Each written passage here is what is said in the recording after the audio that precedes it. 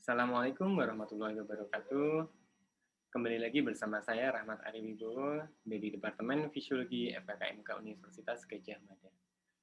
Kali ini kita akan membahas mengenai jenis-jenis kontraksi otot skeletal. Sehari-hari kita pasti berkali-kali melakukan kontraksi otot. Tanpa kita sadari, berbagai macam kontraksi tersebut ternyata jenisnya berbeda-beda. Agar lebih tergambar, maka kita lihat terlebih dahulu video berikut ini.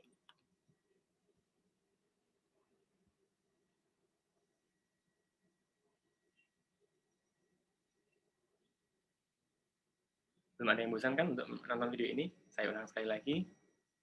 Nah, ini terlihat Reza mengontraksikan otot bisepsnya untuk mengangkat sayuran, kemudian menahan sayuran, dan menahan agar ketika diturunkan tidak terlalu cepat turunnya atau tidak prosedur pecah. Nah, dari tiga kegiatan tersebut, ternyata Raisa melakukan tiga jenis kontraksi yang berbeda.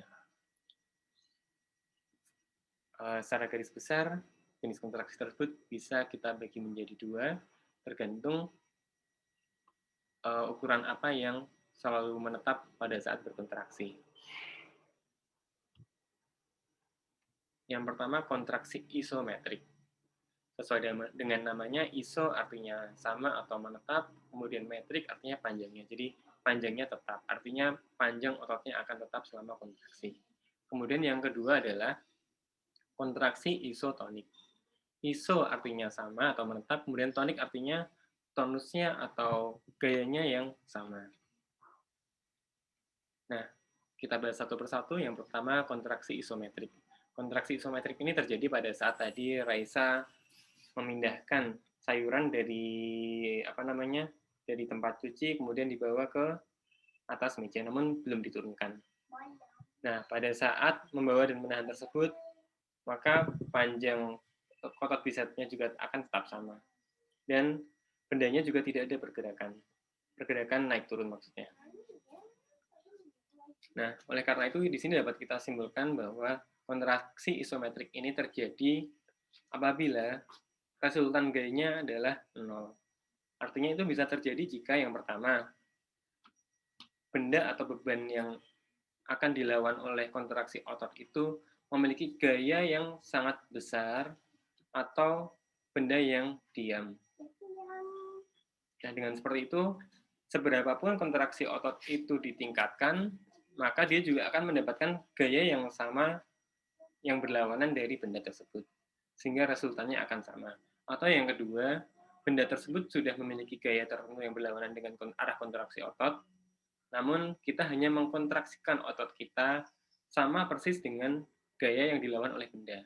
Sebagai contoh, pada saat tadi Raisa menahan loyang berisi sayuran, atau pada gambar ini yang menahan sebuah dumbbell agar tidak jatuh maupun tidak terangkat ke atas. Nah, ini si loyang atau pensi dumbbell ini memiliki gaya berat yang ke arah ke bawah.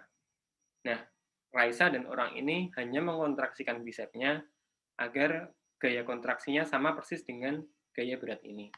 Sehingga gaya yang dilakukan oleh kontraksi otot akan sama persis dengan gaya berat yang dilawannya. Sehingga resultannya maka akan sama. Oleh karena itu, tidak akan terjadi perubahan panjang.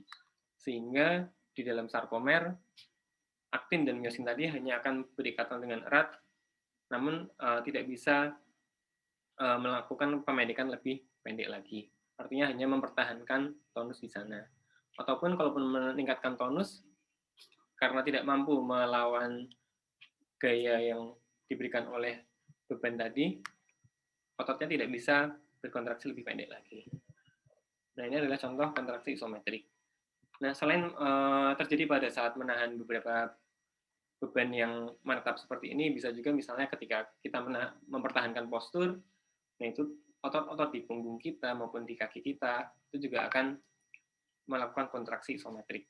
Atau misalnya ada beberapa olahraga tertentu yang memanfaatkan kontraksi isometrik ini, misalnya seperti plank.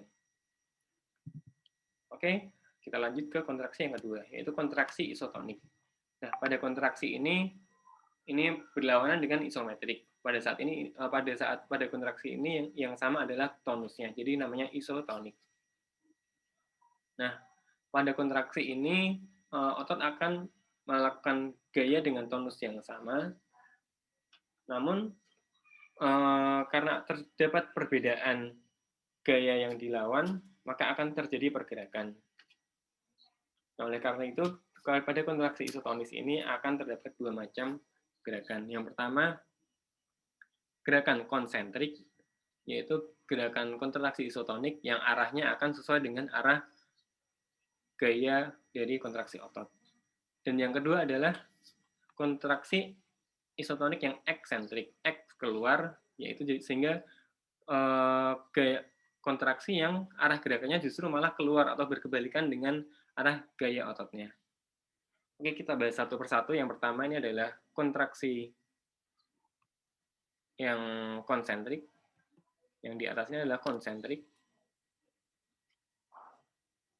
Nah, di sini terlihat bahwa arah gerakannya atau resultan gayanya akan sesuai dengan kontraksi otot.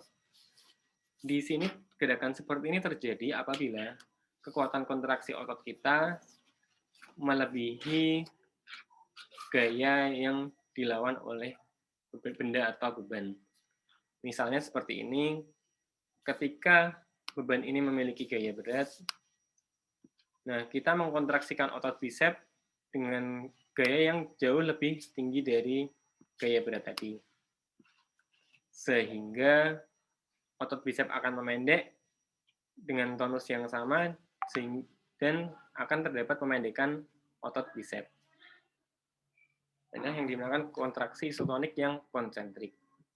Nah, kebalikannya, apabila di sini ada beban, sedangkan kita hanya mengkontraksikan lebih rendah atau lebih lemah dibandingkan bebannya, maka resultan gayanya akan tetap sesuai dengan arah beban atau berlawanan dengan arah kontraksi kita. Nah, inilah yang dinamakan kontraksi eksentrik. Nah, pada kontraksi ini akan tetap terjadi sliding filament, di mana aktin dan miosin akan tetap berikatan, namun akibat karena gaya yang kita keluarkan dalam kontraksi ini lebih rendah, maka tidak bisa melawan dari gaya dari beban ini.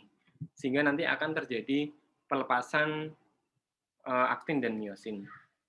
Nah, inilah yang membedakan kontraksi isotonik yang konsentrik dan kontraksi isotonik yang eksentrik.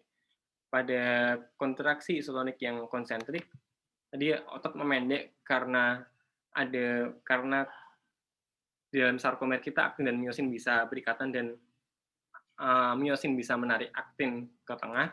Sedangkan pada kontraksi eksentrik, gaya yang kita hasilkan tidak bisa menahan ikatan aktin dan miosin, sehingga aktin dan miosin ini akan terlepas satu persatu. Nah, itulah mengapa pada kontraksi eksentrik, arah gerakannya justru akan berlawanan dengan arah kontraksi kita. Namun, gaya resultannya tetap lebih rendah dibandingkan gaya yang ditimbulkan oleh benda-benda ini. Nah, ini sangat bermanfaat dalam menjaga agar gerakan beban itu tidak berlebihan. Misalnya pada saat kita menahan suatu beban berat agar tidak jatuh, atau tadi menurunkan pelan-pelan suatu benda, nah itu kontraksi eksentrik ini sangat diperlukan. Nah, terkait untuk nanti saat olahraga atau saat melakukan latihan fisik, perbedaan jenis kontraksi ini akan kita manfaatkan konsepnya dalam mencegah injury ataupun nanti dalam menghasilkan hipertrofi atau pembesaran otot. Baik, demikian untuk jenis-jenis pembahasan mengenai jenis-jenis kontraksi. Kita lanjutkan pada video berikutnya.